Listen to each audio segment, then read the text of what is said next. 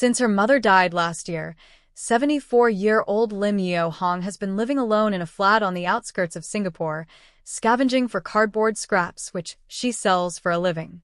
The only time she meets anyone is once a month when she collects food from a charity. "There's nothing else I can do at home. I watch TV," the frail woman told the Thomson Reuters Foundation, taking a break from pushing her cart full of cardboard around an industrial estate on the 5.6 million-strong island nation. Asked if she felt lonely, she said, "Yes, of course I do. But what choice do I have?" In a rapidly aging and urbanising world, Lim is among a growing number of elderly people who are grappling with loneliness, which research has linked to poor mental health, including dementia and early mortality. As people live longer, the World Health Organization predicts that 1 in 5, 2 billion people, will be aged 60 or older by 2050, double that of 2015. Singapore, the world's second fastest aging society after South Korea, according to the United Nations (UN), is being seen as a test bed on how to help graying citizens live well.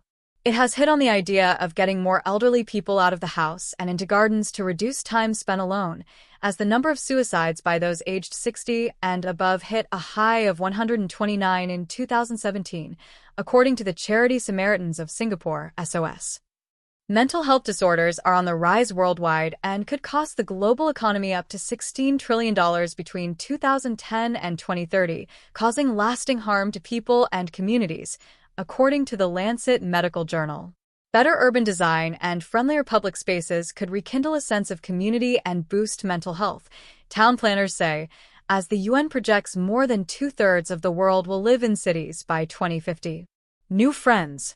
Elderly suicides in Singapore have been driven by a lack of social connection and a growing fear of being a burden on one's family, said the SOS, a leading suicide prevention group. "It's not good coming together and becoming denser, if that density doesn't allow you to be more social and to have meaningful bonds," said architect Itai Palti, based in Britain where the government says loneliness is a major health issue. Urban planners need to rethink how they design cities by making mental and social well-being a priority, said Palti, who founded the Center for Conscious Design, a think tank. "We've built so much of the world around us with very little consideration of how it has affected us," he added.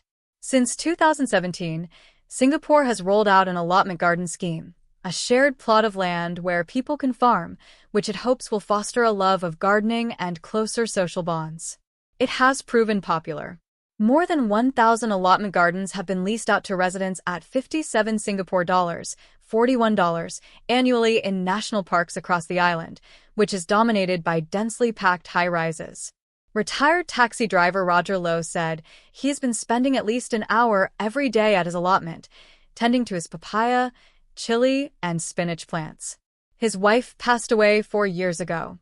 Although he lives with his son and daughter-in-law, they're out working during the day, leaving Lowe at home with the dog. "A lot of old friends are gone already. I need to add some new friends, so here is very good," said the 78-year-old. "We talk and we exchange food," he laughed. Therapeutic.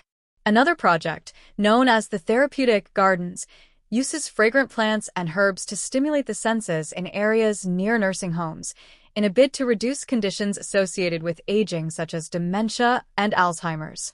1 in 4 Singaporeans will be above 65 years old by 2030, double that of 2016, the government estimates.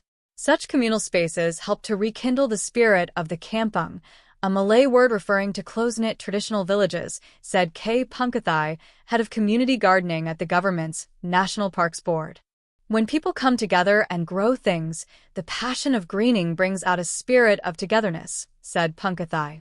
"This is what we call a modern kampung, where people come together, they have a communal space they can go to and look forward to coming to. It really tackles the issue of isolation and depression." City dwellers are 21% more likely to develop anxiety and 39% more likely to have a mood disorder like depression than country folk, according to the Arkin Institute for Mental Health in Amsterdam. Singapore also plans to raise its retirement age from the current 62 and offer incentives to companies which retain older workers to give elderly people a sense of purpose, income, and social connections. Nafis Cameroon, who since 2013 has run a charity helping elderly people, said spending time with a group is as important as welfare programs. His charity Happy People Helping People community hands out food aid to poor senior citizens like 74-year-old Lim and organizes a monthly gathering where they can mingle. They just want something to look forward to every month rather than every day being like a repeat of the previous day, said Nafis.